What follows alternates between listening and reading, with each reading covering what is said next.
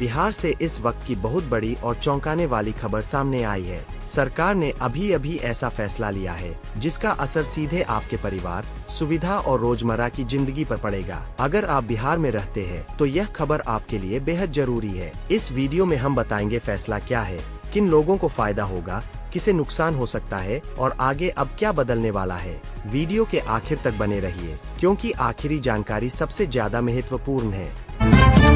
UP और बिहार के बीच आधुनिक डिजिटल तकनीक, डेटा आधारित निर्णय प्रणाली और क्लाइमेट स्मार्ट एग्रीकल्चर को बढ़ावा देने के लिए एमओयू हुआ है। इसका उद्देश्य महिला किसानों की क्षमता निर्माण, कृषि उत्पादों के मूल्य संवर्धन, खरीद बिक्री की सशक्त व्यवस्था और ग्रामीण महिलाओं को उद्यमी बनाने की दिशा में साझा प्रयास करना है। इससे बड़े पैमाने पर रोजगार के अवसर सृजित होंगे और ग्रामीण अर्थव्यवस्था को मजबूती मिलेगी।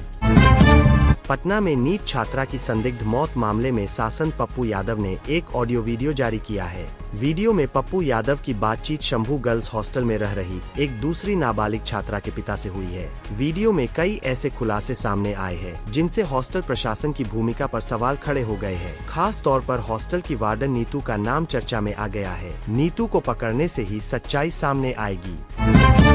बिहार में मैट्रिक और इंटर की बोर्ड परीक्षा फरवरी में शुरू हो रही है। इसको लेकर रेलवे ने बड़ा फैसला लिया है। विद्यार्थियों को परीक्षा केंद्रों तक समय पर पहुंचने के लिए 2 जोड़ी पैसेंजर ट्रेनों का ठहराव 5 अतिरिक्त हॉल्ट पर करने का फैसला लिया गया है। करौटा, चंपापुर, मंझौली ग्राम, सालिमपुर बिहार और बुद्ध देवचक यादवनगर हॉल्ट पर 2 फरवरी से 28 फरवरी तक इन ट्रेनों का ठहराव जारी रहेगा।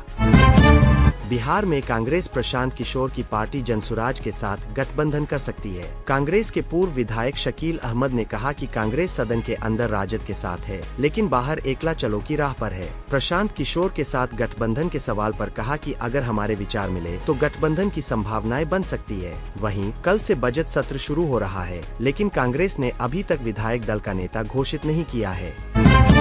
केंद्रीय वित्त मंत्री निर्मला सीतारमण ने केंद्रीय बजट में गांवों के लिए बड़ा ऐलान किया है। उन्होंने कहा, महात्मा गांधी ग्राम स्वराज योजना शुरू करेंगे। वाराणसी और पटना में जहाज मरम्मत की सुविधा होगी। छोटे शहरों में तीर्थ स्थल विकसित किए जाएंगे। 20 नए जलमार्ग बनाने की तैयारी है। निर्मला सीतारमण ने कहा कि टेक्सटाइल को बढ़ावा देने के लिए नेशनल फाइबर स्कीम चलाई जाएगी। नेशनल हैंडलूम पॉलिसी से कारीगरों को प्रोत्साहन और मदद मिलेगी। एकेडमिक इंस्टीट्यूट से तकनीकी मदद संभव होगी। मेगा टेक्सटाइल पार्क बनाए जाएंगे। महात्मा गांधी ग्राम स्वराज योजना से खादी को प्रोत्साहित करने के लिए प्रोडक्शन, ट्रेनिंग और मार्केट के लिए होगा। 1 डिस्ट्रिक्ट 1 प्रोडक्ट को बढ़ावा दिया जाएगा। बजट में वित्त मंत्री निर्मला सीतारमण ने 7 हाई स्पीड रेल कॉरिडोर का ऐलान किया गया है। इसमें दिल्ली से वाराणसी, वाराणसी से सिलीगुड़ी, मुंबई से पुणे, पुणे से हैदराबाद, हैदराबाद से चेन्नई, हैदराबाद से बेंगलुरु, चेन्नई से बेंगलुरु शामिल है। वित्त मंत्री निर्मला सीतारमण ने बजट भाषण में घोषणा की कि वित्त वर्ष 2026 से 27 के लिए पूंजीगत व्यय बढ़ाकर लगभग 12 लाख करोड़ कर दिया गया है। वित्त मंत्री निर्मला सीतारमण ने कहा कि मोदी सरकार का 3 कर्तव्यों पर जोर है। पहला, अस्थिर वैश्विक परिदृश्य बनाए रखकर आर्थिक विकास में तेजी लाना और उसे बनाए रखना। दूसरा, लोगों की आकांक्षाओं को पूरा करना और उनकी क्षमताओं का विकास। तीसरा, सार्थक भागीदारी के साथ प्रत्येक परिवार, समुदाय, धर्म और क्षेत्र की संसाधनों, सुविधाओं और अवसरों तक पहुंच सुनिश्चित करना।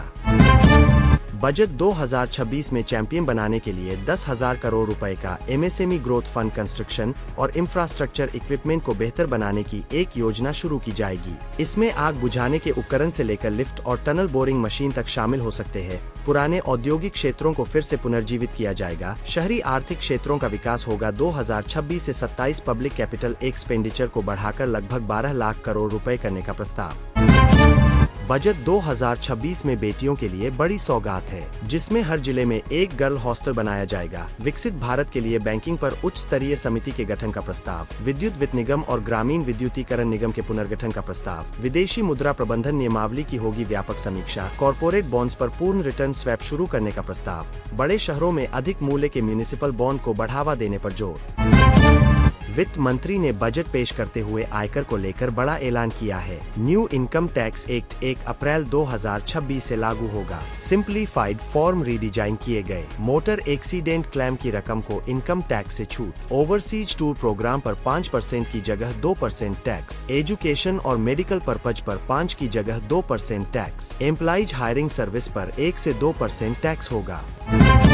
वित्त मंत्री निर्मला सीतारमण ने कहा कि लोन और जीडीपी के बीच अंतर कम हुआ है। उन्होंने कहा कि हमें 26.7 लाख करोड़ टैक्स में मिले हैं, जबकि 34 लाख करोड़ रुपए दूसरे तरीके से मिले हैं। 49.6 लाख करोड़ खर्च है। पूंजीगत व्यय 11 लाख करोड़ रहा है। 2026 से 27 में लोन डेफिसिट 36.5 लाख करोड़ रहने का अनुमान है। 53.5 लाख करोड़ खर्च का ऐलान है। राजकोषीय घाटे के लिए हम मार्केट से लोन लेंगे।